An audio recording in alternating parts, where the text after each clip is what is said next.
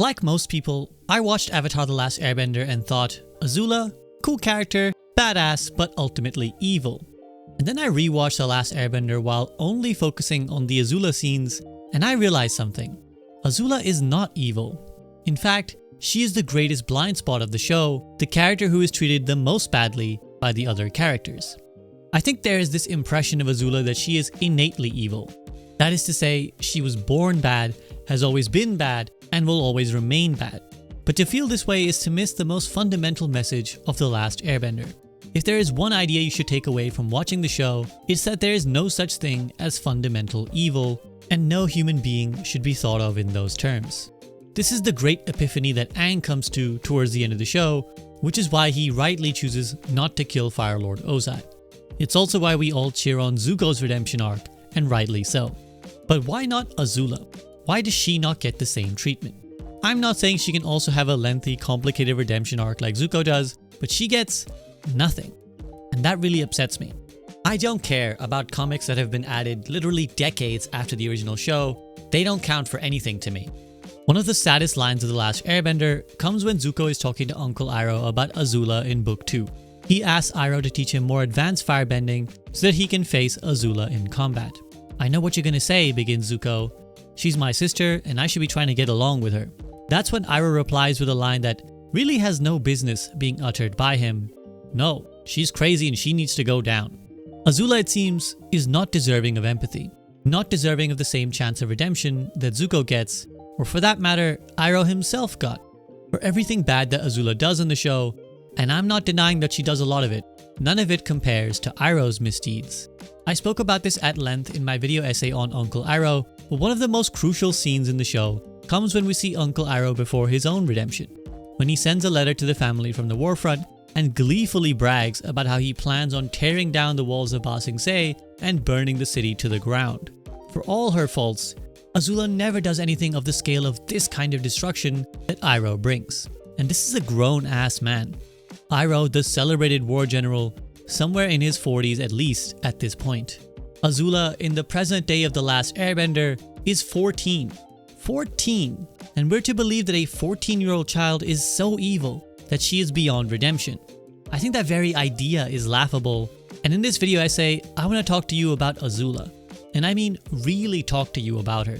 Every facet, the good and the bad. I want to talk to you about Azula, the inspirational leader, the manipulator, the fear-inducing tyrant, but also the genuine and loving sister, the loyal friend, and the faithful daughter. And if you aren't yet convinced, then I promise you will be by the end of this video essay that Azula deserved a lot better than she got.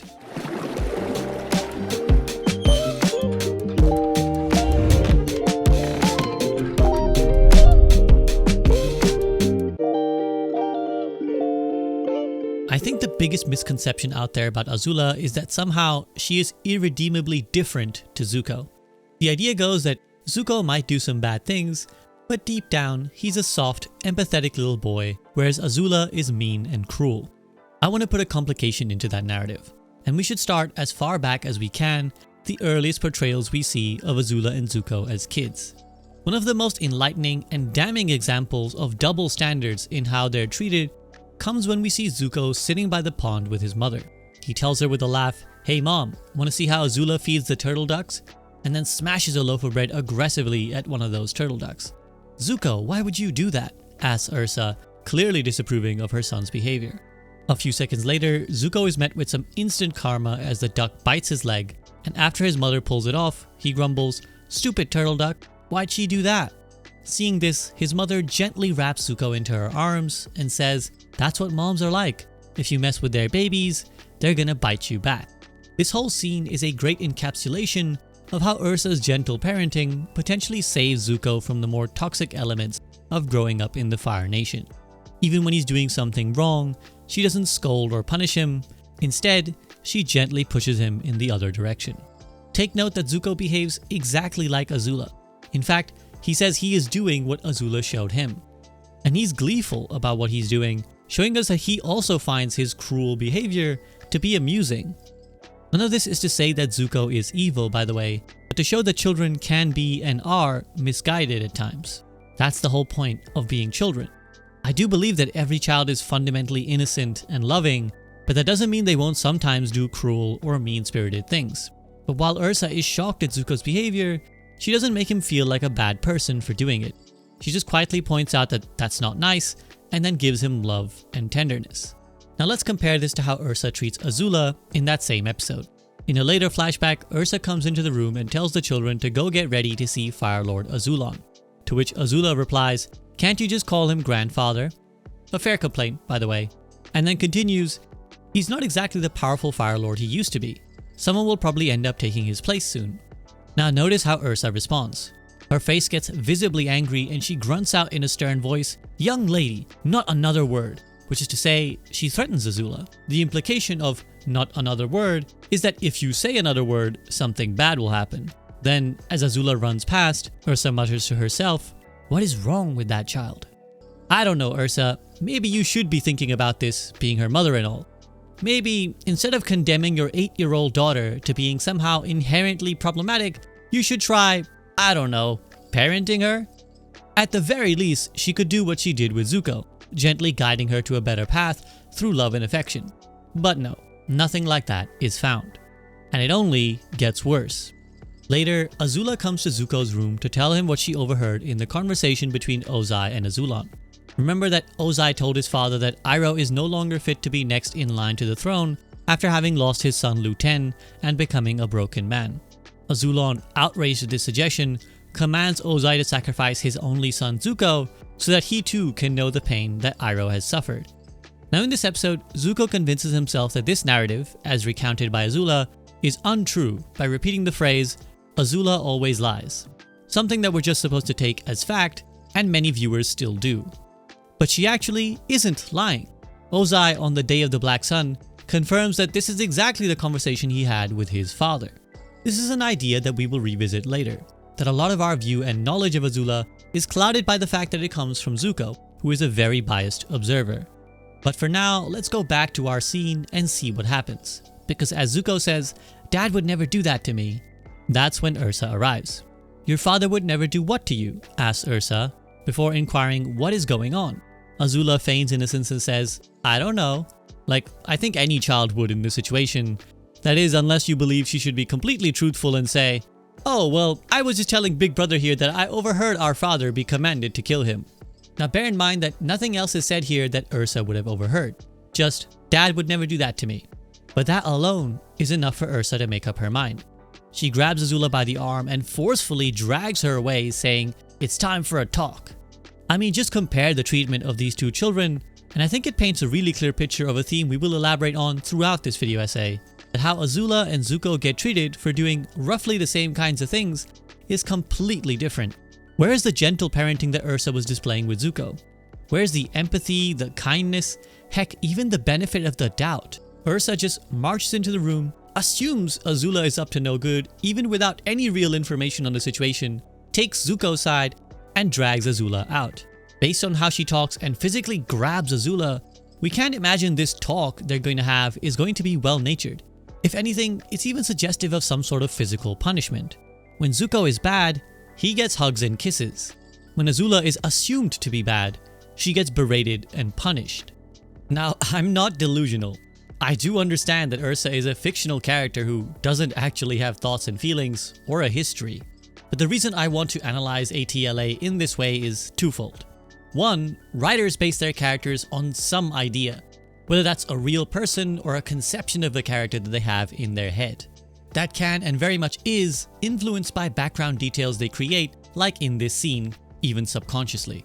So details like this will affect how writers view their own characters. Things like, well, I imagine Azula was like this as a child and their mother treated them like this, therefore she became like this as a teenager.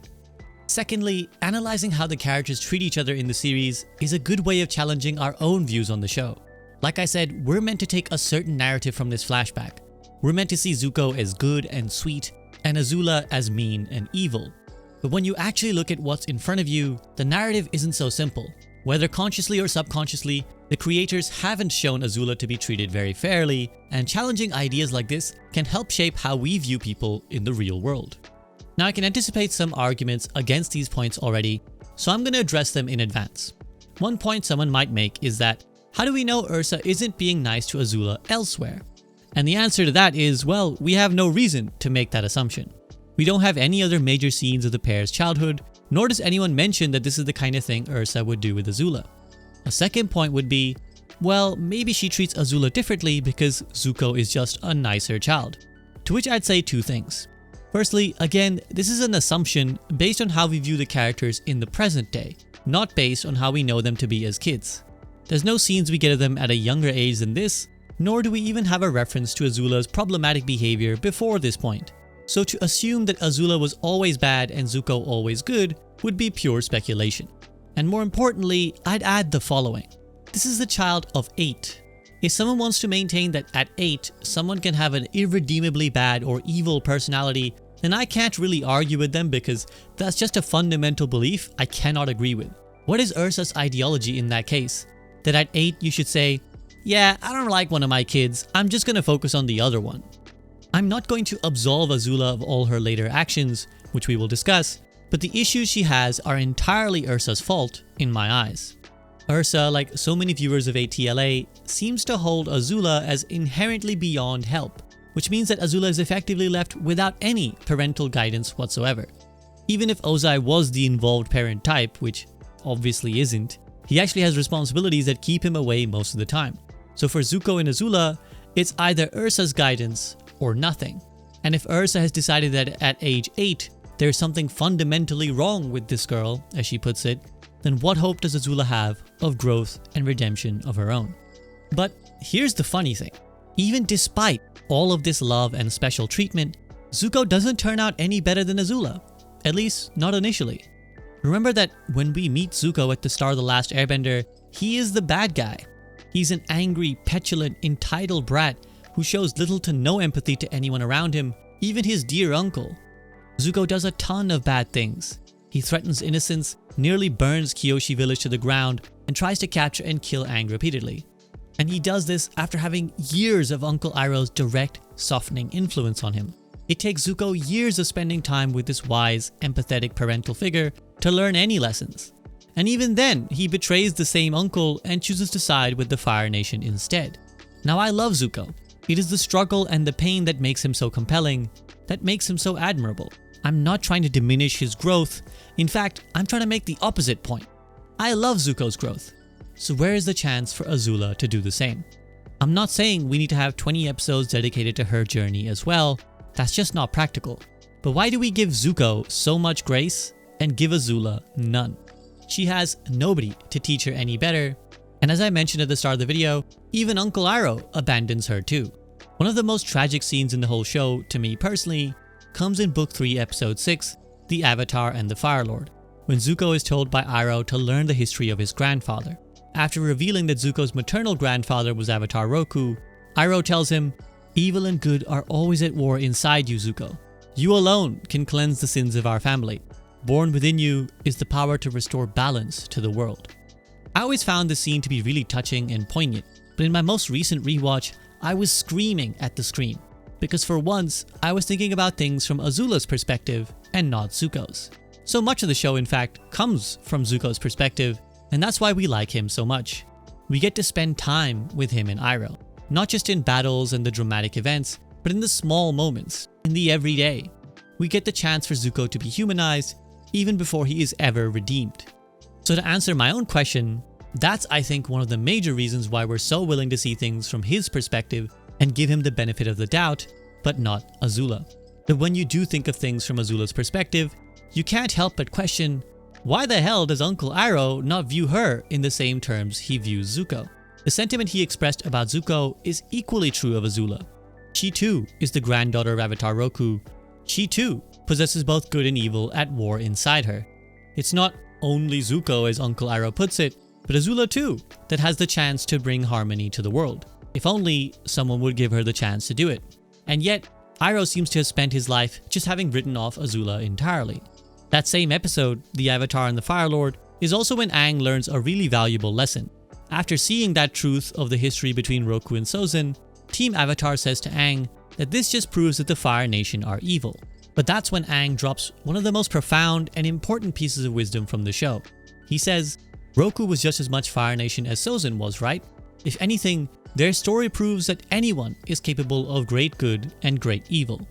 Everyone, even the Fire Lord and the Fire Nation, have to be treated like they're worth giving a chance. And yet, sadly, despite espousing this beautiful message, the show itself forgets to do this for Azula. Now some of you are probably thinking at this point, so what? So Azula gets some bad treatment, but she's still a bad person. She never gives us a reason to think she could have turned out nicer. And that's where I need to change your mind about another thing. Because hear me out, Azula is actually a very nice sister. Before I talk about the struggles that Azula and Zuko go through, I need to talk to you about my struggles. Believe it or not, making hour-long video essays that take months of research is not a surefire path to riches, at least for a channel of this size. And with copyright battles and relying on unstable YouTube revenue, it's a constant challenge for me to try and make ends meet while keeping the dream of the Soak alive. So all I'll ask is that if you're enjoying this video or any of my other content, then I'd be super grateful if you would consider supporting this channel directly. As you can see, my videos have no sponsors on them because I don't want to leverage the goodwill of this channel to sell you guys some shady products that I don't even believe in. For me, I want to make the most authentic, genuine content I can, and then if you like it, I hope you will support me either with a one-time donation on PayPal or via Patreon. If everyone who watches this video donated just $1, I would be set for a year of making video essays. That's $1. So check the links in the video description for PayPal or Patreon, where you can sign up for a monthly pledge that comes with benefits such as sneak peeks, early access, and exclusive videos. Now back to the show. When we judge Zuko and Azula's relationship, we tend to fixate on the worst moments, namely their various physical confrontations. The Agni Kai they have at the end of the show is the lasting image for this sibling relationship in most people's eyes. But I'm going to make a really simple argument that that's very unfair. Judging Azula's behavior towards Zuko based on how she treats him when he's an enemy of the nation that she's a princess of is not right.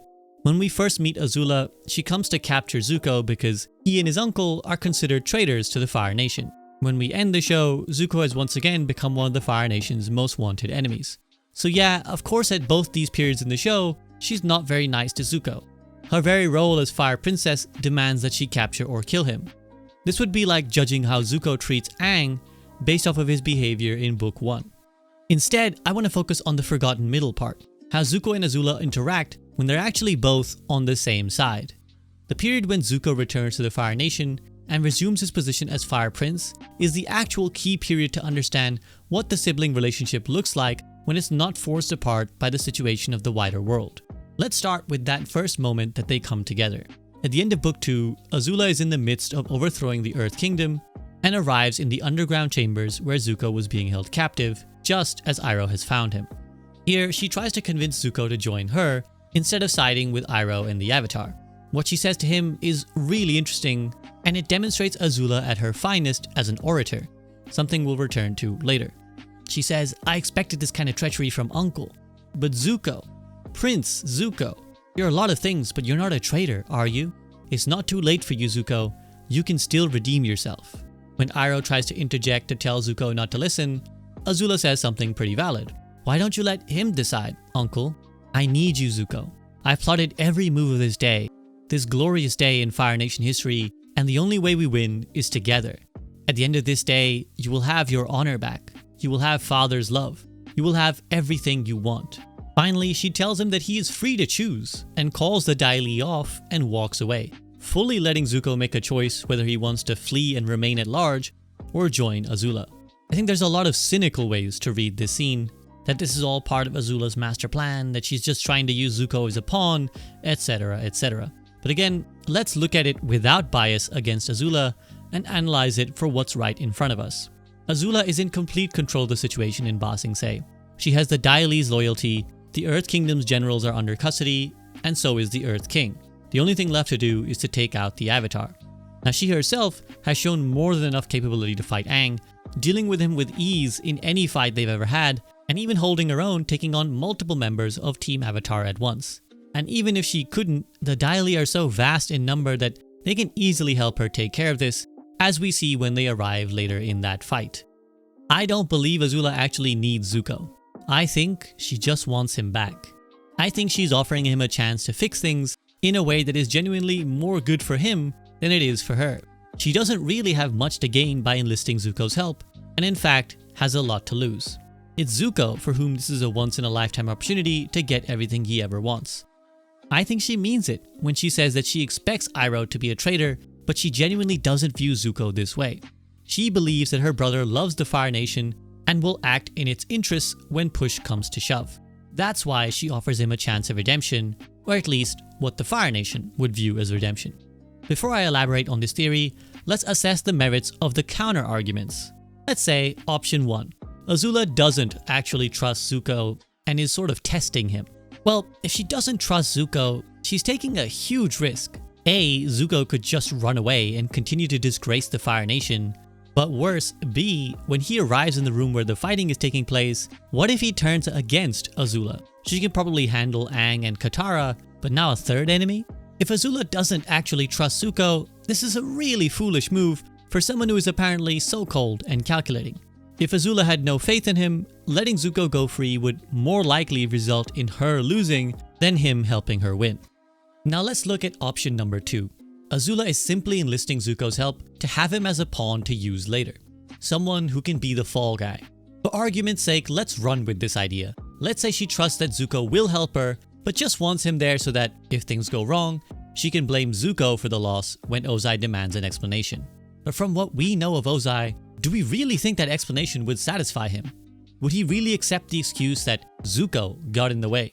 Azula of all people knows that the answer is no. But now look at the flip side. Surely if Azula is being this calculating, then she would also calculate what happens if the two of them are successful. Zuko joins her, they fight the Avatar and win. Now, Zuko returns home and regains his position as first in line to the throne. Azula loses all chance of becoming Fire Lord. Once again, we find that for someone cynically manipulating events to give her the best outcome, this is a plan that gives Azula a lot to lose and very little to gain. So what we can conclude from that is two things. 1. Azula does trust Zuko. And 2. She does believe that they will win together and return to the Fire Nation with Zuko as Fire Prince again. Which leads us to the inevitable conclusion. Azula is doing this because she just wants her brother back. From an objective standpoint, it is not a good move to bring him back into the fold because it stifles any ambition that Azula would have of her own. But we have actual evidence in the show that she is in fact not bothered by this. In Season 3, Episode 6, both of them are now back in the Fire Nation and Zuko has his position restored. He's staring at a portrait of Fire Lord Sozin amongst a long line of Fire Lords and contemplating the history of their family. This is when Azula walks by and says, "It's never too early for a sitting with the court painter, Zuko. Make sure he gets your good side." Now we could fixate on the little barb about the good side, but the thing that is screaming at us is that Azula has no problem with the idea that Zuko will be the next Fire Lord. She doesn't fight it. She doesn't even have any scene where we see her resenting this. She seems to accept it as totally natural and expected. So if Azula is really evil and has no love for her brother at all, why would she give him the life raft that allows him back into the Fire Nation fold and returns him to becoming the next Fire Lord? And look at how she talks to him after they've won. "We've done it, Zuko. It's taken 100 years, but the Fire Nation has conquered Ba Sing Se." Zuko replies, "But I betrayed Uncle." "No, he betrayed you. Zuko, when you return home, Father will welcome you as a war hero." An anxious Zuko replies, "What if Father doesn't restore my honor?" Which is when Azula proudly declares, "He doesn't need to, Zuko. Today, you restored your own honor." Now, are these the words of someone who doesn't care about her brother? Azula here defiantly rejects the looming threat of her father, someone she is constantly trying to please, in order to praise Zuko. This is not the behavior of someone looking to cynically use and discard Zuko, but someone who is proud of him. So when we've run through all these permutations, we come to the inevitable conclusion. Azula does love her brother. It may be twisted, it may be that their relationship is dysfunctional, but of course it would be. Look at their childhood, look at their family, look at the state of the world. But in whatever way she knows how, Azula does want her brother back, and she does value him in her life. Let's look at further evidence of this. In Book 3, Episode 2, Azula confronts Zuko to talk to him about his visits to see Iroh in prison. In her traditional Azula way, she doesn't know it's happening for sure, but she tricks Zuko into revealing it to be true. Zuko sits down and assumes the worst, saying, "Okay, you caught me. What is it that you want, Azula?" And Azula simply replies with the following, "Actually, nothing. believe it or not, I'm looking out for you. If people find out you've been to see Uncle, they'll think you're plotting with him. Just be careful, dum-dum. Again, because we view Azula with suspicion, as Zuko does here, our first instinct is to think that this is somehow tied to some evil scheme that Azula has. But again, she's right. The people she's referring to is most strongly Ozai. Imagine if he learned that Zuko was still visiting Iroh. Do you think he'd be happy about that news? Do you think he'd interpret it as anything other than a threat? Azula's warning is absolutely correct. And if her intention was to somehow screw Zuko over or steal his place as next in line, why would she not out him? Why would she not tell Ozai exactly what's been happening so that he can now banish or punish Zuko again? In fact, she doesn't do anything with this information other than warn Zuko. It's never brought up again, nor does she even use it to blackmail him or anything like that. Once more, when we give her the benefit of the doubt, we realize that Azula always lies is not true. Azula is being truthful when she says she's looking out for her older brother. We even see evidence of her looking out for Zuko emotionally as well as physically. In Book 3, Episode 9, just listen to how warmly she greets Zuko when he arrives at the royal hair salon. Hello, Zuzu. If you've come for a royal hair combing, I'm afraid you'll have to wait. Zuko, though, is getting all anxious and paranoid because he wasn't officially invited to a war meeting. Again, if Azula was evil and hated Zuko, she'd presumably use this as a great chance to stick the knife in, to accentuate his worst fears and drive him crazy. But instead she says, "What do you mean? Of course you're welcome there." Zuko replies, "Oh yeah? I guess that's why no one bothered to tell me about it." "Oh, Zuko," she replies, "don't be so dramatic. I'm certain that Dad wants you there. You probably just weren't invited because it's so obvious that you're supposed to be there." "Well, were you invited?" asks Zuko. To which Azula comically replies, "Of course, I'm the princess." "And I'm the prince." "Exactly. So stop acting like a paranoid child. Just go to the meeting," admonishes Azula before Zuko petulantly replies, "Forget it. I'm not going." Now, if you saw just this scene and had never seen Azula before, you'd probably judge this to be the behavior of a loving, supportive sister who's invested in her brother's emotional well-being. And this isn't the only example of Azula doing something like this. Perhaps the most iconic episode for understanding Azula, The Beach, is one we'll return to a lot in this video. But for now, let's focus on the sibling dynamic we've been talking about.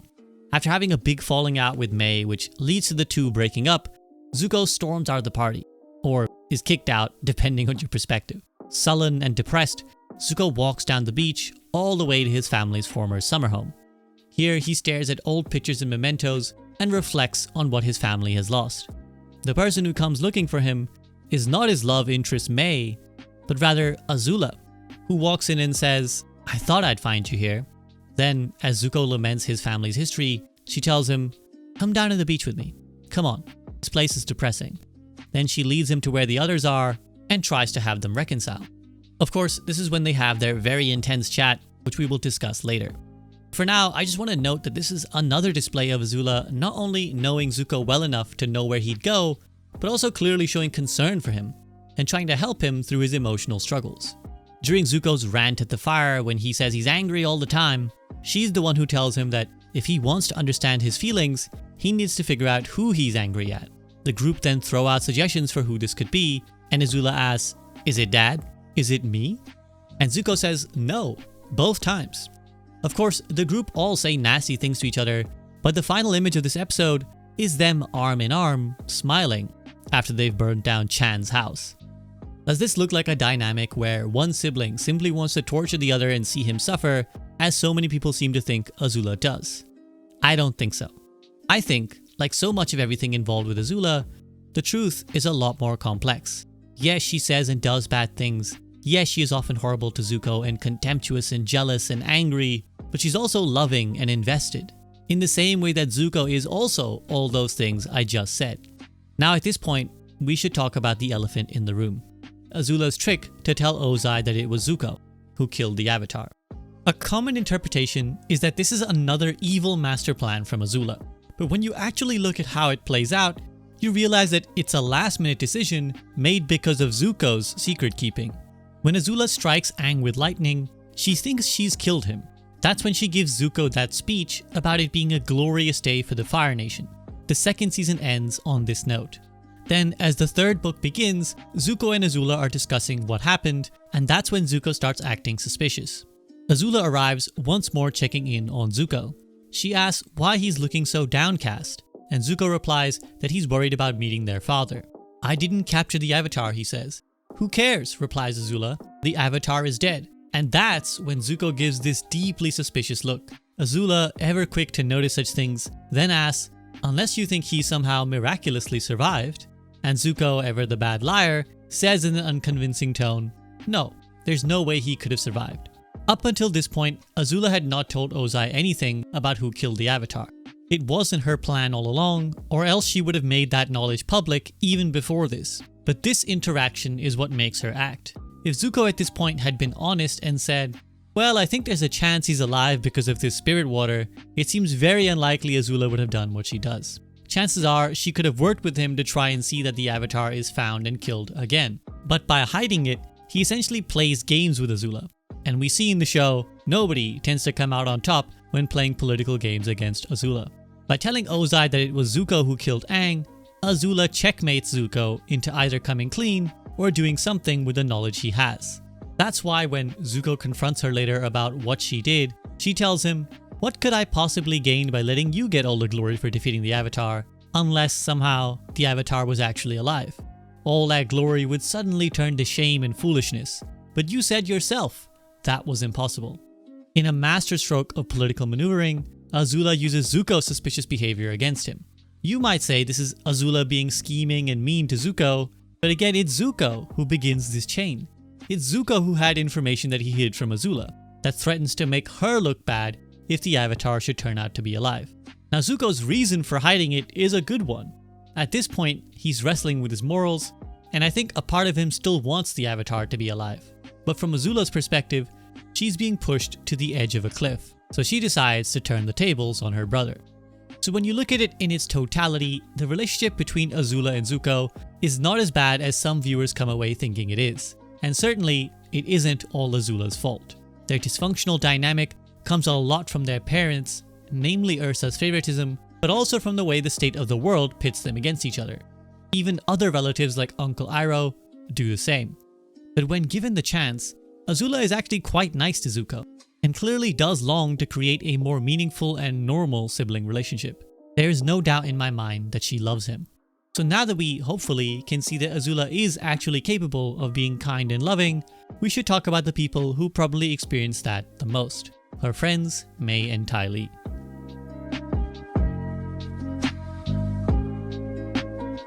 In the show's last episode, we see Azula at her worst. Paranoid and falling apart, becoming the opposite of the perfect, pristine princess we've come to know. It's at this point that she's visited by a hallucination of her mother, Ursa. Ursa tells her, "I think you're confused. All your life, you've used fear to control people, like your friends Mai and Ty Lee." Azula snaps back in response, "Well, what choice do I have? Trust is for fools. Fear is the only reliable way. Even you fear me." "No, I love you, Azula. I do," replies Ursa, before a crying Azula breaks down and smashes her mirror. So is this accusation true? Does Azula control people through fear? Well, her subordinates unquestionably yes. We'll talk about that in a later section, analyzing Azula as a military leader. But what about her friends? Well, at first glance, this categorization by Ursa, or the hallucination of Ursa, is seemingly correct. We need only look at how Ty Lee is recruited by Azula. When Azula asks her to join her elite squad, Ty Lee's initial response is, "I'd love to, but the truth is, I'm really happy here. I mean, my aura has never been pinker." Azula, pretending to be okay with it, says that that's okay and she wouldn't want Ty Lee to give up the life she loves just to please her. But before leaving, she says she wants to catch Ty Lee's show. As she's watching this show, Azula makes demands of the ringmaster that put Ty Lee in escalating danger. When Azula then visits Ty Lee after her performance, Ty Lee says, "The universe is giving me strong hints that it's time for a career change." Later, when Mai says, "I thought the circus was your calling," Ty Lee sums this up as, "Well, Azula called a little louder." So for sure, this is coercion. Azula does essentially threaten Ty Lee into joining her. But it's also not as straightforward as Ty Lee is only with Azula because she's scared of her. For starters, let's look at how she greets Azula when she arrives. Azula! It is so good to see you. This is hardly the greeting of a person who is scared of Azula. As they talk, It's clear that Ty Lee views her as a lifelong cherished friend. What's also clear throughout the rest of the show is that Ty Lee is somewhat in awe of Azula, treating her with great respect and admiration. At the end of season 2, when Azula declares her intent to take over the Earth Kingdom, Ty Lee says, "Gosh, you're so confident. I really admire that about you." In that same episode, after Azula gives her rallying speech to the Ty Lee, yes, those are confusing words to put back to back, makes Azula some tea and says, "Nice speech, Azula. It was pretty and poetic, but also scary in a good way." Before May laughs, "Yeah, I thought you were gonna make that one guy pee in his pants." In season 3, during the beach episode, Zuko asks why Azula doesn't reveal her identity to the guys at the beach, and she says that she enjoyed the change of someone not knowing who she was. "I'm so used to people worshipping us," she begins, before Ty Lee interjects, "They should." And Azula comically continues, "Yes, I know, and I love it." Now I ask you, does this seem like the behavior of someone who is afraid of Azula more than she likes or respects her? I personally don't think so. I think these are the feelings of a person who sees their friend as an incredible figure of admiration, though perhaps intimidating because of how unreachably perfect she seems to be. The irony is, of course, that Azula also feels inferior to Ty Lee in return. If there is one single character in the entire show who Azula can be said to be genuinely envious of, it's Ty Lee. Ty Lee embodies a hyper-femininity in everything down to the way she looks, acts, and even the little twinkly noises that accompany her every action in the show.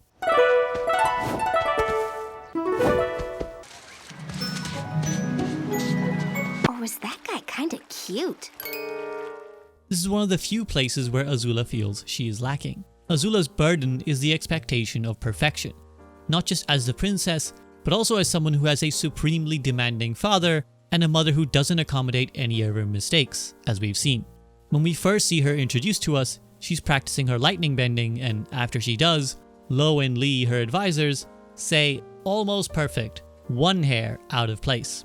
Thus, even away from the intense scrutiny of the palace, Azula always has people demanding perfection from her, and ultimately, it results in her internalizing this belief and demanding perfection from herself. The sight of the one hair out of place infuriates Azula, and she says almost isn't good enough, before practicing again. Once more, this is another great example of double standards between Zuko and Azula. Think of all the mistakes that Zuko makes that, while he may feel shame for, he ultimately is able to shrug off and take his place back, first as Fire Prince, and also in the hearts of viewers as a character we like. Masculine qualities like anger, discourteousness, selfishness are all seen as acceptable flaws that, far from diminishing someone's character, can sometimes see them hailed as strong and determined. Azula, on the other hand, is expected to be perfect, and when she falls short, as any human inevitably would, she is scorned by the people around her and also viewers of the show. And yet paradoxically, to some, she is too perfect, proving that she can't really win either way. Returning to Ty Lee, this is where she represents something Azula can never be. The sad reality of gender norms is that femininity is incompatible with the kind of perfection demanded of Azula. To be feminine is to be a people pleaser, to put the needs of others above yourself, to be deferent, to be demure, to be open with your emotions the way Ty Lee is. Azula can never show weakness, never put herself beneath another person, as it were. She can never show emotion, lest that be seen as irrationality or hysteria, which women are so often accused of. In short, Azula has to be cold and flawless. She cannot be the girly girl goofball that Ty Lee is. That is why during the beach episode, Azula is seen being jealous of Ty Lee multiple times. First when she's getting male attention at the beach, and later again when all the guys are crowding her at the party. Even towards the end of the episode, when they're all having their emotional blowout, Zuko is mean to Ty Lee and calls her a circus freak, and Azula laughs. Namely, I think, out of a sense of enjoying Ty Lee being brought down a peg. Do note though that it's Zuko being mean and vicious, not Azula. In fact, this jealousy goes as far back as their childhood. A really well-constructed, consistent detail is that as far back as Book 2, in the flashback we see in Zuko alone, Azula tries and fails to do some elaborate backflips. When Ty Lee succeeds at doing the same, Azula jealously pushes her down before laughing. But importantly, this actually only further proves how much Azula likes and values Ty Lee. You can't be jealous of someone unless you think they have qualities worth having. In the beach episode, Ty Lee comes over to Azula and says, "Oh, I'm glad you're here. Those boys won't leave me alone. I guess they all just like me too much." Quick notes. Firstly, the glad you're here, again, indicative of Ty Lee's trust of Azula as a safe space away from the intense male attention. Secondly though, if your friend is getting zero romantic attention at a party and you come along to be like, "Oh man, I've just got too many people chasing after me. It's such a pain that the men are all over me," that's a dick move, though we forgive Ty Lee because she's too oblivious and pure-hearted to know what she's doing. In response, Azula does let the mask slip a little, and she insults Ty Lee and tells her, "Those boys only like you because you make it so easy for them. You're not a challenge, you're a tease. It's not like they actually care who you are." And while the slut-shaming here is not cool, we see that Azula immediately apologizes when Ty Lee begins crying. "I didn't mean what I said," she begins. "Maybe I just said it because I was a little jealous." A shocked Ty Lee replies, "What? You're jealous of me? But you're the most beautiful, smartest, perfect girl in the world." That sentiment displays both the things we've been talking about. One, the expectation of perfection that everyone around Azula enforces, whether deliberately or well-meaning and accidentally. Second, it once more displays how Ty Lee feels about Azula. She clearly views her as this amazing figure of admiration. And Azula in turn clearly does care about Ty Lee and her feelings. So I think we've got enough evidence here to outright dismiss the claim that Ty Lee only sticks around with Azula out of fear. The two round out this scene with a really cute exchange where Ty Lee teaches Azula how to be good with boys, and Azula, bless her soul, tries and fails quite badly because of how unnatural the whole thing is to her. So that's Ty Lee, but what about the third of this little group, May? Well, things are even more clear-cut with May. When Azula arrives in Book 2 to recruit May, she bows and says, "Please tell me you're here to kill me," before laughing and embracing Azula, who says, "It's great to see you, May." Then as Azula says, "I have a mission and I need you both," May immediately replies with unusual enthusiasm, "Count me in, anything to get me out of this place." So for May, there is no coercion involved. No threats, no lingering doubt that maybe she's only here out of fear of Azula. If anything, May is of the same state of mind as Azula when it comes to how she sees the world of Avatar politically. In the Boiling Rock episode, after Zuko has left the Fire Nation and joined Team Avatar, he has an uncomfortable reunion with May in prison. "May, I never wanted to hurt you," he begins, "but I have to do this to save my country." Which is when May replies, "Save it? You're betraying your country." So it's clear that despite Zuko's change of heart, May doesn't view the situation of the world any differently. For her, Zuko is still betraying his country, the Fire Nation should conquer the world, and the Avatar needs to be taken care of. She does quite happily join Azula on the hunt for Team Avatar, and seems to get joy out of the various fights they get into with them. But it's also May who makes the damning statement. When she too chooses to betray her country and allow Zuko to escape, Azula questions why she did it. May coldly replies, "You miscalculated. I love Zuko more than I fear you." Azula, in a clear fit of anger, prepares to strike at her friend and says, "No, you miscalculated. You should have feared me more." Before Azula can do anything though, Ty Lee intervenes and paralyzes Azula, and thus, in one fell swoop, Azula loses her two closest, and possibly only, friends. So the first thing to address is, what does May mean when she says, "I love Zuko more than I fear you"? On the surface, it confirms what Azula hallucinates Ursa saying, which is that she controlled her friends May and Ty Lee with fear. After all, May could have said, "I love Zuko more than I love you," but she uses the word fear. So is that case closed on the issue? Well, I'd like to complicate the matter. As we've established, May has no fear of Azula. Never once in the show have we seen May afraid of anything, let alone be afraid or intimidated or coerced by Azula. Had it been Ty Lee saying this, we might have accepted it at face value as an act of rebellion out from under the thumb. But for May, who Azula has never even so much as spoken to threateningly, how can it be about fear as a form of control? I think the reason May doesn't say, "I love Zuko more than I love you," is because this act isn't about a simple, who do I pick, Zuko or Azula? For example, if we go back to when they were all in the Fire Nation happily together, who would May choose between Zuko and Azula? Well, we already know the answer to this. She spends all her time with Zuko. So in a free choice, I don't think anyone, not least Azula, would be surprised or offended that May likes Zuko more. What May actually has a choice of is this: watch the love of your life die or betray the Fire Nation. That's why fear comes into the equation. We know and she knows that she's not just going to walk away scot-free after doing this. So the equation in her mind is, do I love Zuko more, or do I fear the consequences of betraying the Fire Nation more? That's why I think she says what she says. Because Azula miscalculated. She brought Mei along, who she thought would choose the Fire Nation as a whole, herself included in that equation, over Zuko. But she doesn't, and that's the miscalculation. As for Ty Lee's actions, to me it's pretty obvious why she steps in and chooses sides. Fear, but not of Azula. Fear of losing Mei. In my mind, it's pretty clear to see that if these two fought, as they're about to in this scene, there would only be one winner. And Ty Lee, being attuned to emotion as she is, can see that Azula is absolutely seething with rage from what is objectively a betrayal by her closest friend. In this state, she's likely to not hold back, and the posture she's making is that of lightning bending, with the two fingers extended outwards. There's no chance in hell that Mei, with just some daggers, is going to deal with lightning being shot at her, and I think recognizing this, Ty Lee acts. Does she prefer Mei to Azula? Maybe, but she chooses Mei here because she knows that if she chooses Azula or doesn't act, then Mei might die. So once more, she is presented with the same choice that Mei had. Watch a loved one die or betray the Fire Nation. And she too chooses love, which is a sweet sentiment really. It shows us that even though these two are engaged in evil acts, they still have goodness and love in them, as the show's core philosophy points out to us.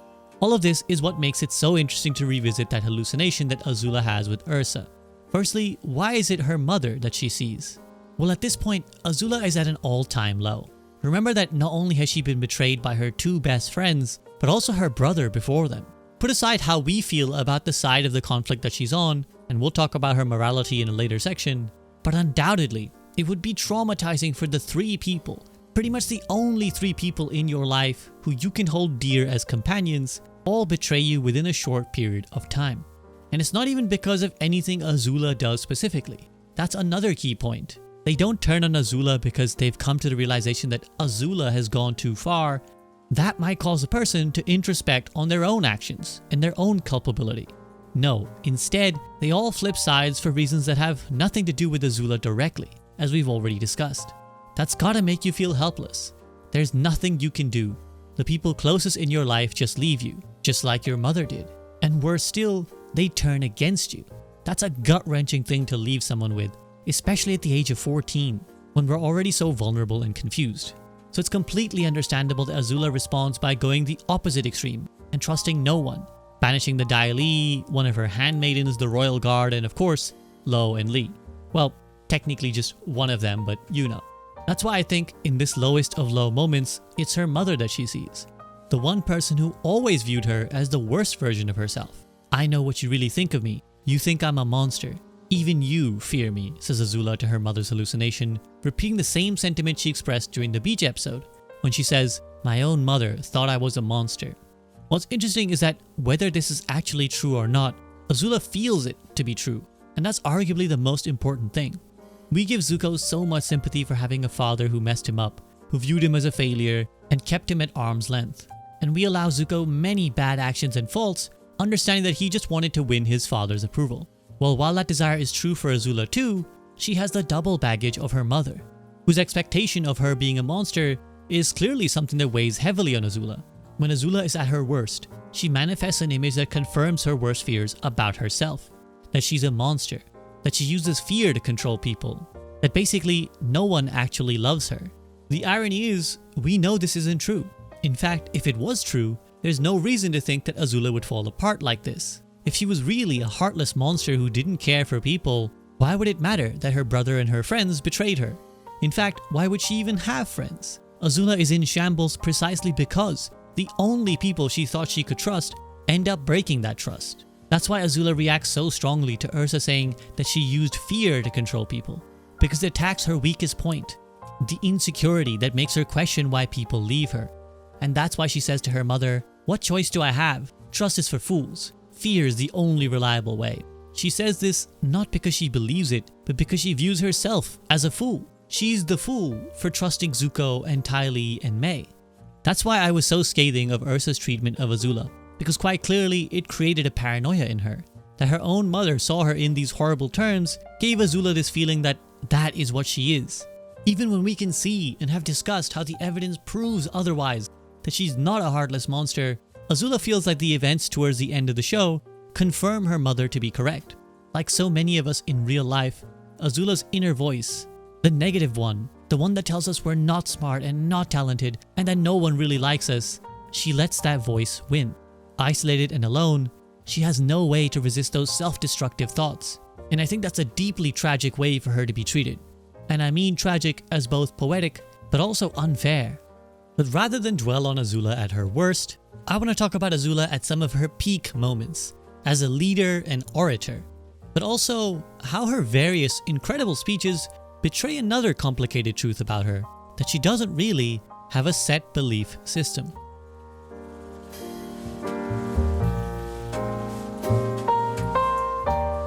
In terms of character introductions to a TV show, you'd do well to find too many better than how Azula is introduced to us in Book 2, Episode 1 of The Last Airbender. I want to do some really close analysis of all her scenes here to break down what makes Azula such a compelling speaker. Let's start with her first scene. Walking out with some pure aura, she begins her first words of the show with the following. "My brother and uncle have disgraced the Fire Lord and brought shame on all of us. You may have mixed feelings about attacking members of the royal family. I understand, but I assure you, if you hesitate, I will not hesitate to bring you down. Dismissed." Let's start with this first sentence. The reference to her brother and uncle firmly places who she is. This is the writers establishing to us, the audience, that this new character is Zuko's sister. Then we get into the masterwork. The two are accused of having disgraced the Fire Lord and having brought shame on all of us. So already we have a two-pronged attack. On the one hand, Azula invokes the almighty Fire Lord, appealing to the sense of national pride of these Fire Nation warriors. If you think of warfare in eras gone by, the idea of fighting for your monarch or the emperor was often something used to compel soldiers. After all, this was a godlike figure that represented the very essence of your country, a representative of the divine, but then immediately afterwards were brought back down to earth with shame on all of us. We, the ordinary fighters, are implicated in the disgraced actions of Zuko and Iroh. Their failures reflect on us, and their very existence embarrasses us, and so we give these soldiers a more personal reason to be angry and motivated. On top of that, Azula simultaneously maintains two positions, both as an exalted member of the royal family, but also one of us. She's doing a classic trick of putting herself on level with these warriors to show them that she's in the same boat that they are. They need only follow her example and do what she does. And if they don't, well, that's when the next line comes in. You may have mixed feelings about attacking members of the royal family. I understand, but I assure you, if you hesitate, I will not hesitate to bring you down. After using the Fire Lord as motivation, Azula can't exactly play down the exalted status of the royal family. So instead, she acknowledges it head on, reinforcing the importance of the royal line. I understand, she says, once more empathizing with the soldiers and showing them that she truly does get where they're coming from. But then comes the threat, the final sharp edge on the trident of motivation that Azula is wielding. We have the pride of our nation and ruler, we have our personal disgrace, and if that's not enough, you have fear. Fail and you will be taken down by Azula personally. This is another age-old tactic in warfare, and it's why the notion that deserters will be shot was so widespread. Because fighting a war is absolutely terrifying, a soldier might, in the crucial moments, make the reasonable decision of wanting to run away and abandon their post. Many did. But the threat of desertion being as good as death meant that many soldiers realized that their only way out of the situation was forwards. Going back is certain death, so may as well try to go forwards where there's at least a slim chance of survival. Funnily enough, this is the exact same principle Azula will apply in her immediately next piece of dialogue. After giving sufficient motivation to these fighters, she's then met by the ship's captain who says, "Princess, I'm afraid the tides will not allow us to bring the ship into port before nightfall." This next speech is perhaps even more brilliant than the last, and shows Azula at her terrifying best. "I'm sorry, Captain, but I do not know much about the tides. Can you explain something to me?" This fake vulnerability is one of Azula's greatest tools, and we'll see another example of this later on in this section. It's great because it lures the other person into a false sense of security. Oh, this is just a naive, ignorant princess, they think. She has some simple question for me, I imagine. And that's when Azula hits the captain with the following. "Do the tides command this ship?" The confused captain replies, I'm afraid I don't understand. "You said the tides would not allow us to bring the ship in. Do the tides command the ship?" "No, princess." "And if I were to have you thrown overboard, Would the tides think twice about smashing you against the rocky shore? No, princess. Well, then maybe you should worry less about the tides who've already made up their mind about killing you, and worry more about me who's still mulling it over. Of course, this works like a charm, and a terrified captain runs to immediately get the ship docked. As I flagged up, this is the same principle from before applied in a different context. You're definitely going to die if you don't do what I say, so take your best chance of survival by following your orders. What's also great is that this is such a different form of power and control than what we so often see in television shows, especially from antagonistic characters. Usually people like that are just raving, angry psychopaths who yell and scream to get their way.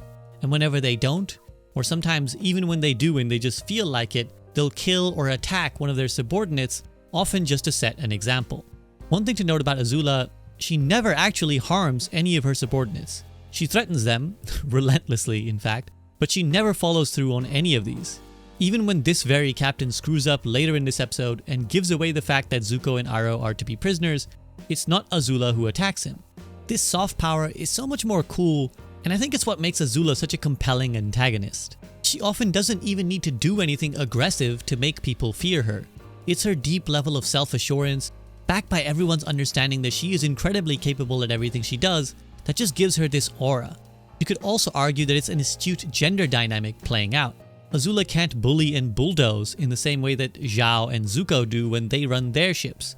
Instead, her threats are less physically charged, but more psychologically threatening. She's not getting up in the faces of these guys and pointing an accusatory finger or a fist about to strike. She doesn't even look at this guy. She stares out serenely into the sea while playing with her hair.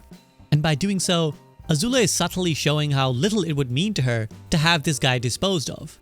It's like her way of saying, I can have you thrown overboard while still enjoying the beauty of the picture around me. Think about the incident in Book 1, where Zuko has an almost identical situation with his second in command. The weather, in this case a storm, is potentially blocking the course of the ship. Zuko responds by blowing up, first at his uncle and then his lieutenant, demanding that they do what he says like a petulant child. Eventually, it results in him about to have a physical fight with his lieutenant until Uncle Iroh steps in as peacemaker. Again, remember that Azula is 2 years younger than Zuko, and she still has such an incredible grasp at managing and controlling her subordinates.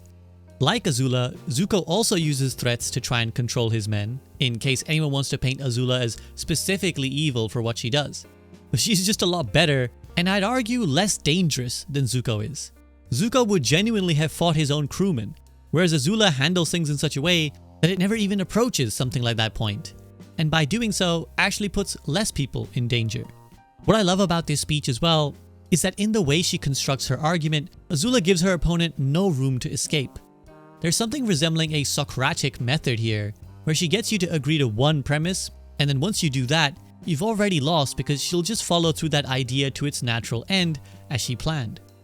Can you explain something to me? Yes. Do the tides command the ship? Obviously the answer has to be no. Then would the tides think twice about killing you? No, princess. There's no room for the captain to escape. He's trapped by a simple yes-no line of questioning. Now I could do this kind of close analysis for almost all of Azula's extended pieces of dialogue because she really is a master of constructing arguments, and the writers of the show did a fantastic job with her. But in the interest of time of what is already sure to be an hour-long plus video essay, I'm going to jump ahead to 2 later speeches, both of which again display Azula at her finest. These 2 speeches take place during the overthrow of the Earth Kingdom. First, let's look at the one Azula gives to the Dai Li after Long Feng gives her what he thinks is temporary control over them. She begins, "The Earth King and the Council of Five do not trust the Dai Li. They imprisoned your leader Long Feng. Soon, they will turn on all of you and eliminate you. Seizing power today is a matter of life and death. This coup must be swift and decisive. The Earth King and each of the 5 generals must be taken out simultaneously. Long Feng has placed you in my command while we overthrow the government. If I sense any disloyalty, any hesitation, any weakness at all, I will snuff it out. That is all." Again, so many great rhetorical tricks to unpack. The first thing Azula does is establish the danger to the Dai Li themselves. The Earth King and Council of Five do not trust you. They will turn on you and eliminate you. Seizing power today is a matter of life and death. That alone is brilliant because rather than making this coup about petty power struggles or personal ambition, she frames it to the Dai Li as a you problem. You will be in danger if I lose. You will be next. So it's either act with me or die after me. It's a similar trick to what she used earlier, presenting only one reasonable option to the soldiers. But she continues, Long Feng has placed you in my command. If I sense any disloyalty, any hesitation, any weakness, I will snuff it out. After having set up what's at stake and what needs to be done, Azula now addresses the next elephant in the room, why they should listen to her specifically. She starts by invoking Long Feng, their leader. Now we know that up until this point, the Dai Li are more loyal to him than the Earth King. So reminding them that their leader has put her in charge is to essentially say, if you're disloyal to me, then you're disloyal to him. But that's not enough, because we know Azula is not just content to play along as Long Feng's pawn. And she's smart enough to know that once he's free, he's just going to betray her himself. So she has to emphasize her own authority. And that's what that last line does. If I sense any disloyalty, hesitation, weakness, I will snuff it out. Again, we establish Azula as someone who is capable of taking on any one of them in combat, which in turn makes her a capable leader. Any individual among them would not be able to beat Azula in a fight. And so now any ideas that an individual might have about rebellion are shut down by self-doubt. What if I try to betray her and no one else backs me up? I'll just be taken out by Azula, and I can't risk that, so I'll just follow along. On top of that, it establishes Azula as a superior master to obey than Long Feng, whose only strength lies in his politicking. He's not a powerful earthbender, and so Azula instead provides not only a cause to rally behind, but a warrior to respect as well. Of course, her tactics work, and when Long Feng in prison asks his Dai Li if Azula is cooperating, he replies, "Oh yes, more than cooperating, she's really taken charge. She's terrifying and inspirational at the same time. It's hard to explain." Might be hard for him to explain, but we now know why Azula is so effective. All of this leads to perhaps the most killer exchange Azula has in the show when, after succeeding in her coup, Long Feng arrives and says, "Now comes the part where I double-cross you." But as he tells the Dai Li to arrest her, they don't act. And when an annoyed Long Feng asks, "What is wrong with you?" Azula interjects, "It's because they haven't made up their minds. They're waiting to see how this is going to end. I can see your whole history in your eyes. You were born with nothing, so you've had to struggle and connive and claw your way to power. But true power, the divine right to rule, is something you're born with." The fact is, they don't know which one of us is going to be sitting on that throne and which one of us is going to be bowing down. But I know, and you know. Well, a visibly nervous and defeated Long Feng finally submits and says, "You've beaten me in my own game." And then the stone-cold reply from Azula comes, "Don't flatter yourself. You were never even a player." Now the first thing that jumps out from this speech is Azula's ability to read people in two ways. Firstly, in the way that she's able to understand exactly the kind of person Long Feng is and his life story. Secondly, the way she's able to use this to construct a narrative that will be most effective at reaching him. She's not exactly flattering and buttering Long Feng up, but there's also clearly an undertone of admiration and compliment here in what Azula is saying. She's not just telling him that he's a loser and he should bow down before her. She's recognizing the struggle and hard work Long Feng put in to get here. She's making him feel seen. But the counter-narrative she gives, of needing to have a divine right to rule, indicates something I want to elaborate further on. This is probably a hot take, but I don't think Azula necessarily believes this, because I don't think Azula actually has a set worldview. I think she's just saying what she thinks will be the most effective thing to say right now. In this instance, we can clearly see it works. It taps into an insecurity that Long Feng clearly has. He was born with nothing, and even with all his hard work, he was still resigned to only being a shadow puppet behind the real Earth King, an oblivious buffoon who was still born with more power than a lifetime's worth of merit ever got Long Feng. And as I mentioned earlier, he's also not some fearsome bender like the Earth Generals or Azula. And so when Azula calls him out, Long Feng's deep-rooted insecurity takes over. Maybe I'm not fit to rise to the top. Maybe that's something only the chosen, lucky few get. Maybe it is a divine right. And you can see how that makes him crumble. Even though the Dai Li have shown no indication that they are necessarily more loyal to Azula than to him, just that they're equally split. But Azula is able to take that and make Long Feng feel like he's not her equal, like he was somehow born inferior to her. So what then makes me think that Azula doesn't actually believe in this? What evidence do I have for that? Well, when you spend dozens of hours thinking about every scene involving only one specific character, you start to notice trends that otherwise escaped you. I don't think Azula really buys into the whole idea of what a princess does or doesn't do. Let's start by looking at the example of someone we know does buy into the whole royalty deserves certain things narrative, Zuko. I shouldn't need to convince you on this front. Time and time again, Zuko emphasizes the idea of his birthright. He deserves his throne, he deserves his honor, he was born to rule. And even when these things are taken from him, Zuko still feels he warrants them regardless. Because for pre-redemption Zuko, nothing can take away his divine right. He doesn't need to do anything, and conversely, nothing he does can take away something that he was just innately born with through the luck of his genetic lottery. That's also why when Zuko is forced to suppress this part of himself, he hates every second of it. On his ship, he can be as entitled and bratty as he wants, but when he becomes a fugitive in the Earth Kingdom, he's mad about it constantly. This is humiliating. We're royalty. These people should be giving us whatever we want, he says in a scene in Season 2, in complete contrast to Iroh, who's happy to show humility. Of course, the greatest testament to all of this comes again from the episode Zuko Alone, where Zuko has been pretending to be an ordinary traveler and befriending locals. After being beaten down by some local thugs, Zuko defiantly rises while firebending and proudly declares, "My name is Zuko, son of Ursa and Fire Lord Ozai, Prince of the Fire Nation and heir to the throne." To use a colloquial Americanism, this is someone who's drank the Kool-Aid. This is a guy who truly believes, at least at this point in the show, that the Fire Nation is the greatest nation and that as its born prince, he deserves the world and everything handed to him. More than that, he believes everyone and everything is inferior to him for that reason too. He believes that this position entitles him to a sense of honor and pride. Now I want to contrast this to Azula. Zuko spends so much of the show yammering on about his honor that it sort of becomes a joke, quite literally. When Aang first meets Azula and asks who she is, she responds by doing a jokey imitation of Zuko.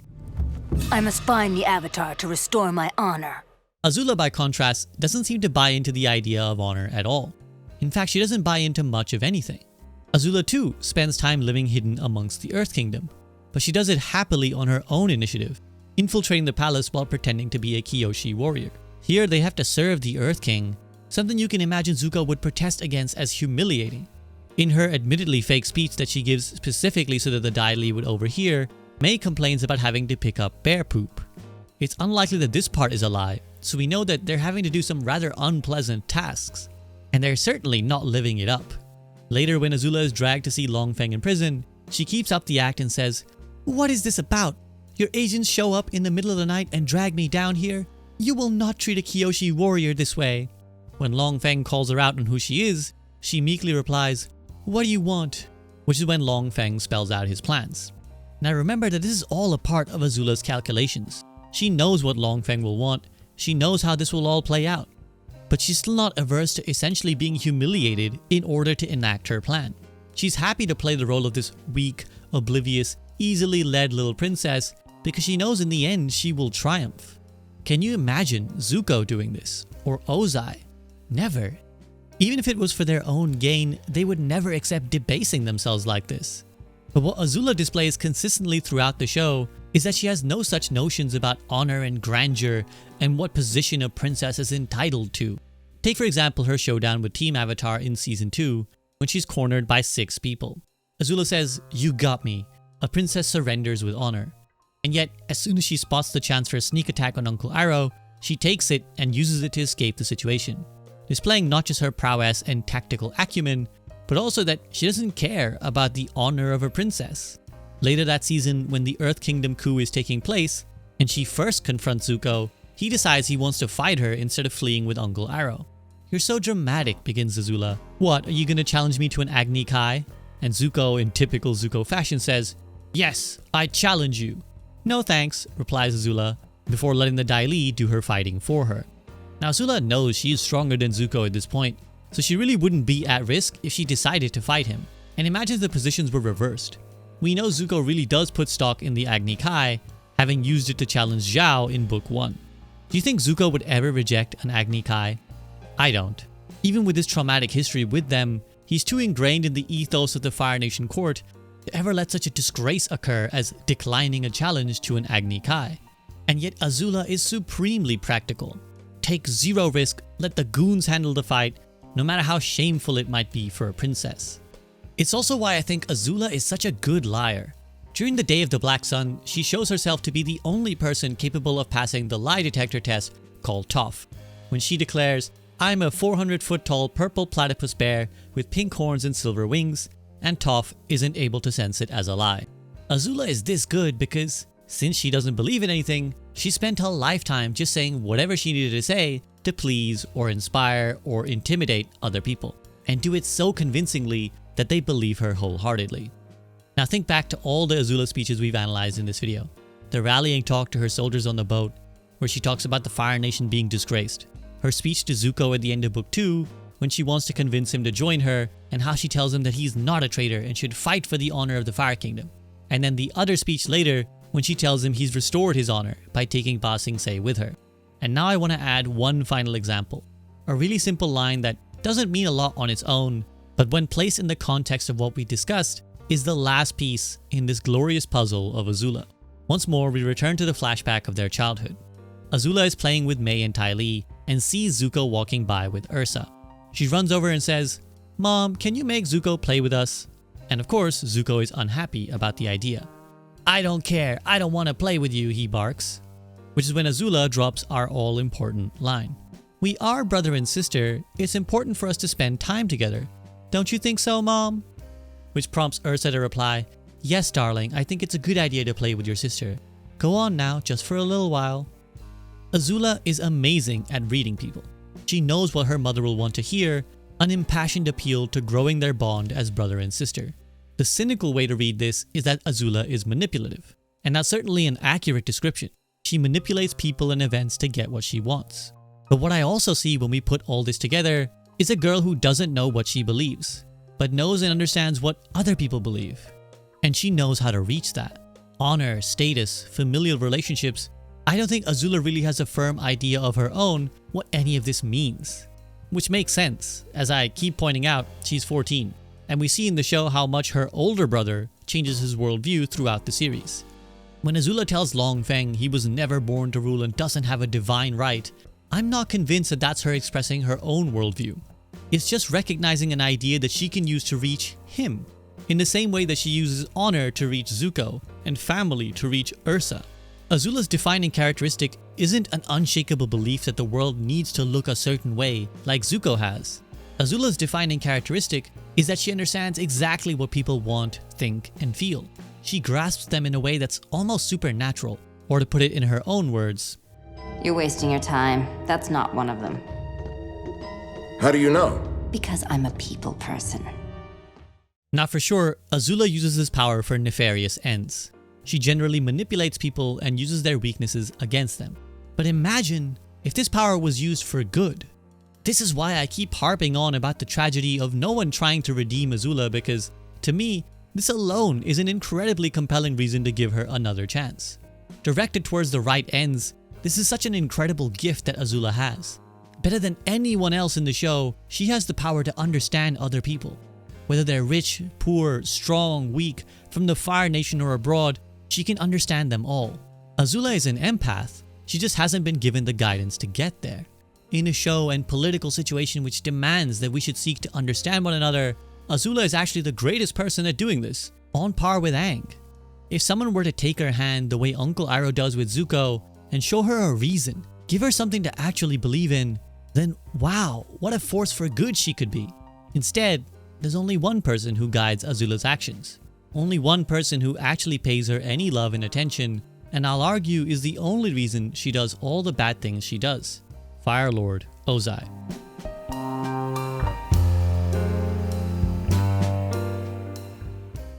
Pretty much from the day she was born, Azula has been something of a pawn for Ozai. Her very name, Azula, is an attempt to cynically suck up to his father, Azulon. We learned this in our flashback episode, when Ozai has Azula show off her firebending skills and then says she's a true prodigy, just like her grandfather for whom she's named. Normally, the thing we tend to focus on is that Zuko then tries to follow this up and fails. And note that Ursa is there immediately to comfort him, but says nothing to compliment Azula for her good performance. But what's more important for this video is that Azulon is not at all interested in any of this. "Prince Ozai, why are you wasting my time with this pomp? Just tell me what you want," he barks out. This is of course when Ozai makes his power play and tries to have Iroh removed as next in line in favor of himself. This scene encapsulates perfectly, I think, the relationship between Ozai and Azula.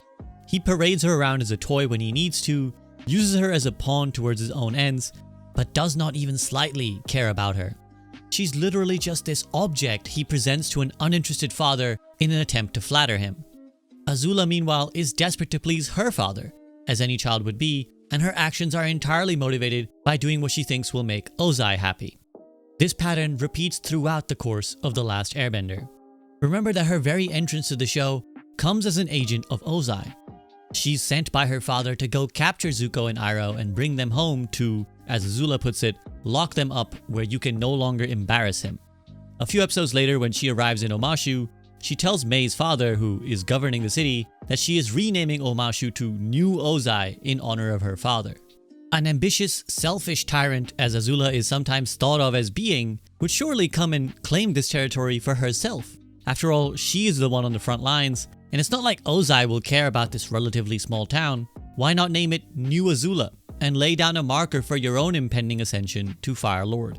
This again brings up that theme we've touched on a few times in this video, that Azula seemingly has no political ambition of her own. Azula is clearly ambitious on a personal level. She's driven to be as strong and capable and complete as she can be, but just not on a political level. I'd argue it's because she doesn't really believe in the imperialism of the Fire Nation specifically. She's just going along with her father, who does want to enact that. We see perhaps the most prominent example of this towards the end of the show in two scenes that will act as our benchmarks for this section. Let's talk first about when Ozai is about to set off on his crusade on the day of Sozin's Comet. As Azula arrives, she asks if everything is ready for their departure, which is when Ozai tells her he's going to do this alone. She says, "But I thought we were going to do this together." "My decision is final," barks back Ozai, before Azula snaps, "You can't treat me like this. You can't treat me like Zuko." Even as Ozai tells her to silence herself, she doesn't. She keeps talking back. "But it was my idea to burn everything to the ground. I deserve to be by your side." Finally, Ozai puts his foot down, and after cutting Azula off, he begins with what is surely one of the most obviously flimsy excuses he could offer. "Listen to me. I need you here to watch over the homeland. It's a very important job that I can only entrust to you." Now we can pause here and look firstly at Azula's expression. This is the first time in the show Azula has ever looked so fragile. So much like a needy child desperate for validation. And also so foolish. Because surely if it was anyone else talking right now, Azula would see through this excuse as the shallow lie it is.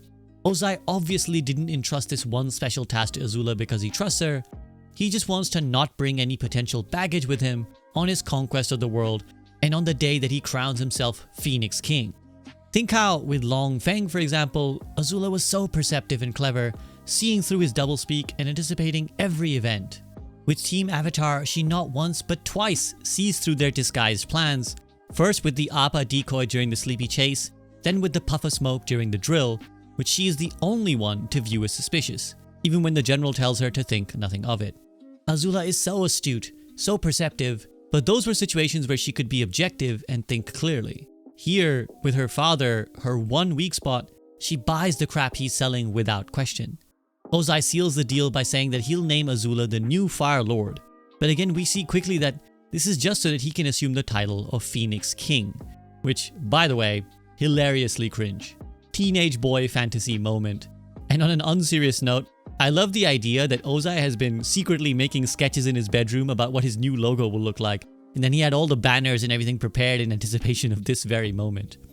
But yeah, if Ozai is ruler of the world, then Azula, being Fire Lord, is the equivalent of being what, well, the governor of Omashu was previously. One more localized ruler under the command of a bigger machine. And I think it's clear to some extent that Azula does realize this, because this is the moment that she falls apart. Note that when she arrives at the scene, she's still looking like her regular, calm, assured self. But this is the last time we'll see her looking that way in the show. After this, she has her breakdown, becomes paranoid, and loses her sense of self. It's obvious why. Having just lost her friends and her brother, she now loses the one pillar she had been holding on to, the hope of her father's approval. With her father also choosing to abandon her and go off on his own, it's no wonder that Azula completely falls apart and becomes fearful that she can trust no one. Evidence is on her side. No one that she was close to treated her fairly. if we at least look at things from her perspective. Her mother, her father, her brother, her two best friends, they all let her down, through arguably no direct fault of her own, beyond being born into the situation she was. That's why I said at the start of this video, if you can remember as far back as that she's the most mistreated character in the show, maligned by viewers, and yet discarded by those she was loyal to. Now let's rewind a little bit and go back to the moment that Azula is referring to, the plan to burn everything to the ground, so that we can round off this point. Zuko recounts to Team Avatar the details of the war meeting that he was worried about not being invited to. One of Ozai's generals says that the Earth Kingdom is still holding out resistance and that he recommends they move more troops there. Ozai asks for Zuko's opinion on the matter, who says that the people of the Earth King are proud and strong and will endure anything as long as they have hope. That's when Ozai says, "You're right, we need to destroy their hope."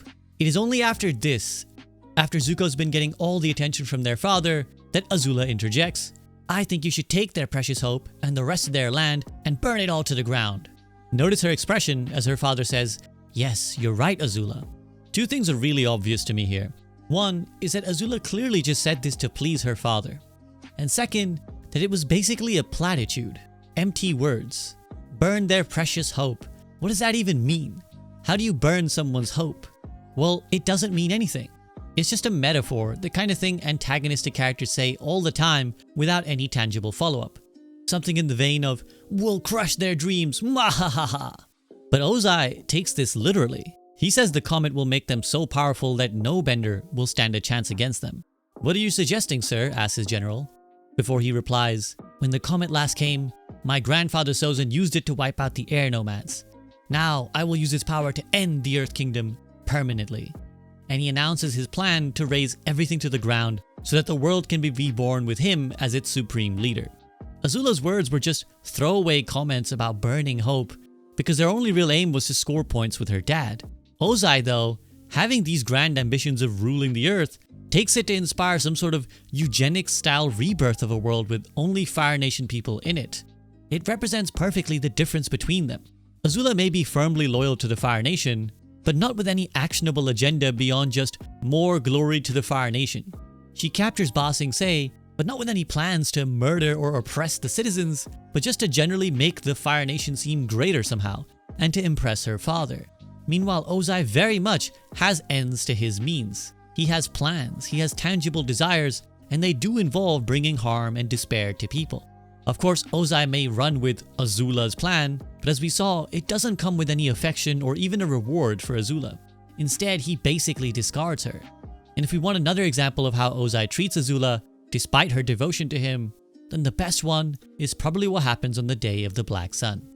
As Aang, Toph, and Sokka infiltrate the Fire Lord's underground bunker, they barge into a room where they expect to find Ozai. Instead, they're greeted by Azula. During her time pretending to be a Kyoshi warrior, remember that Azula lets the babbling Earth King reveal the plans to attack during the day of the Black Sun, and that's why she and the rest of the Fire Nation are fully prepared. But with this kind of advance notice, what need was there to even have Azula here as a decoy instead of Ozai?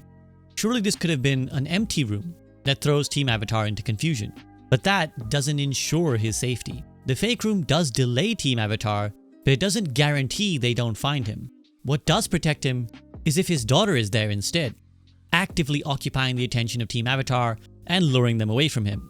And this is what Azula does, goading Team Avatar and Sokka in particular into wasting all the time they had on her instead of on Ozai. Azula basically sacrifices herself for her father like a pawn in a game of chess.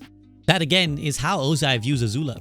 Most parents would rather put themselves in harm's way than their child, and Ursa in fact does do this for Zuko. But Ozai is happy to put Azula in danger if it means ensuring his own safety. Without her bending, Azula is relatively powerless compared to Team Avatar, and she could well have been captured or killed. But those are seemingly acceptable risks to Ozai.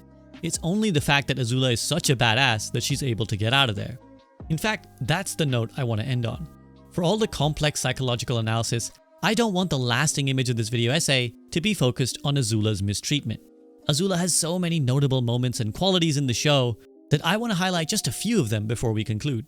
For example, she's an incredible fighter even without any bending at all. In the scene we were just talking about, she gives Team Avatar the runaround purely through her athleticism, even though she's facing the greatest earthbender of all time, the Avatar, and Sokka. In Season 2, in that first episode she appears, she fights Zuko, and for almost the entire time, Zuko is fighting his hardest and using firebending, but notice how Azula just keeps deflecting him with precise and deliberate movements, and without any bending. It's like her way of showing Zuko just how much better she is than him, that even without firebending, she could beat him.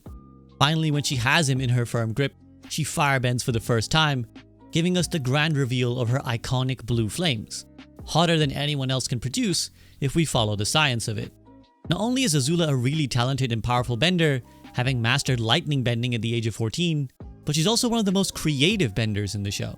Before she makes her appearance, most of the firebending in the show is just people throwing puffs of fire at each other.